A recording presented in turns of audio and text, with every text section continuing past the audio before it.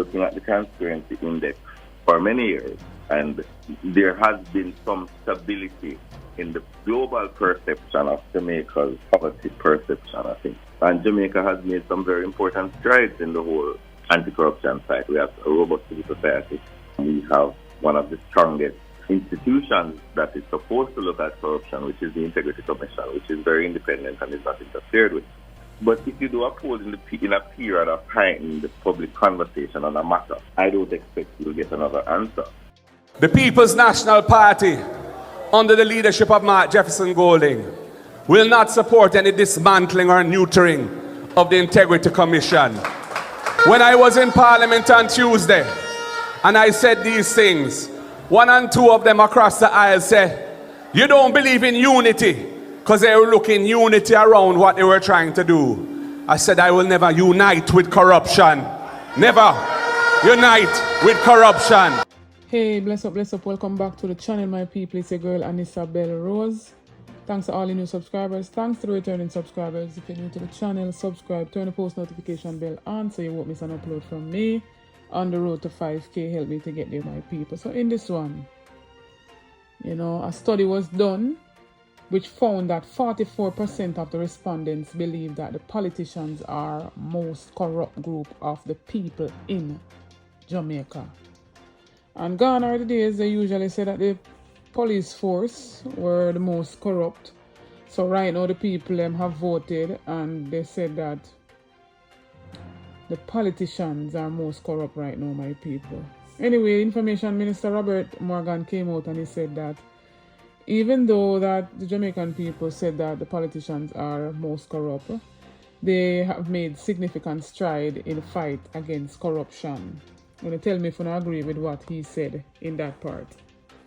Study conducted by Acting Director of Institutional Research at the Northern Caribbean University, Paul Bourne, and the views of 762 Jamaicans across all 14 parishes over 2 weeks in May. And it has a margin of error of plus or minus 5%. So data shows that 44.6% of the respondents believe that the politicians were most corrupt, following the police at 19.7%. The central government was third with 14.6%. Rounding out the top five are scammers at 1.7%, the Jamaica Public Service Company at 0.8%. So hear what Robert Nesta Morgan had to say about that, my people. Looking at the transparency index for many years, and there has been some stability in the global perception of Jamaica's poverty perception, I think. And Jamaica has made some very important strides in the whole anti-corruption side. We have a robust civil society. We have one of the strongest institutions that is supposed to look at corruption, which is the Integrity Commission, which is very independent and is not interfered with. But if you do a poll in a period of heightened public conversation on a matter, I don't expect you will get another answer. And the poll is also a bit confusing because on one hand, let's give you a simple example. People are saying that they have been paid to vote, or I don't remember the exact phrasing of it. But on the other hand, they're saying that they're not corrupt. So the way you phrase a question, and when I was in university, I had the opportunity of being on the road and doing polling. How you phrase a question can elicit a particular reaction. Also, political commentator Kevin O'Brien Chang says while Jamaica does have issue with the corruption, he said that it is not as bad as people perceive. The problem with a thing like this, people, you ask them who's corrupt, and they're going to watch in the news recently, the politicians' pay increase, right? People talking about it. So they're going to come to their mind and say they're going to say politicians, Yeah. So it would be good to get a list. You give them a list of groups that, you don't consider gangs corrupt. They're criminals. If you look at Jamaica's international corruption ranking, Transparency International, which, people doubt it, but we don't have nothing else. The one-eyed man is king in the land of the blind. Well, Jamaica is the 69th most corrupt country out of 180, right? But in the top one-third, not in the bottom one-third even. And our corruption ranking at 44 points has been pretty much the same for the past 6 years. And it's the highest we've ever had. Opposition leader Mark Golding also weighed in, and he said that he's not surprised that Jamaican people don't trust in politicians. And he had this to say. Politicians are the least trusted sector in the society.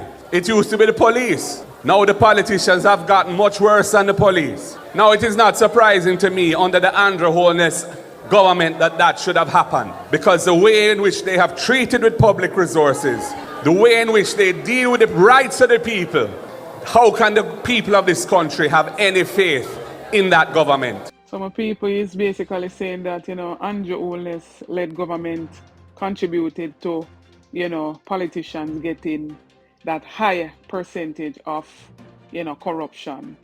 Tell me what you think. And in one such particular instance, he was making reference to how they were treating the Integrities Commission.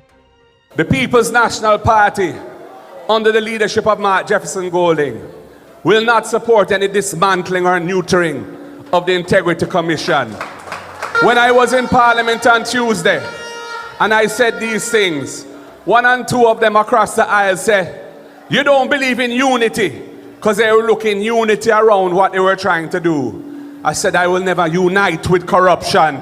Never unite with corruption. What I will not support is any attempt to undermine the legitimacy of the Integrity Commission, any attempt to undermine their powers or their mandate. So basically, my people, Kevin O'Brien Chang is against what the poll findings says that the higher percentage of corruption is within the politics arena. Nesta Morgan is against it as well, while Mark Golding said that he is not surprised. So Uno be the judge, tell me what says Uno, my people. Drop some comment in the comment section. Talk about the things them. Make me know what's Uno opinion. So drop some comment in the comment section, my people. Tell me what you think about this. Don't forget to like, share, and subscribe to the channel on the road to 5K. Check out the YouTube store. Check out the YouTube membership. You get a lot of benefits by becoming a member. Go over to my other platform, Instagram and Facebook, and follow me over there at Anissa Bell Rose. We do notification shout out in each video. To be a part of that, you have to be the first to comment and like the video, and you'll be featured in the next video to come. This notification shout out goes to Evelyn Meikle. So big up yourself, Evelyn Meikle. Thanks for all the support from all the subscribers, newcomers, new viewers. Come on board, join the family, subscribe to the channel. Stay tuned for more videos. Big up on yourself.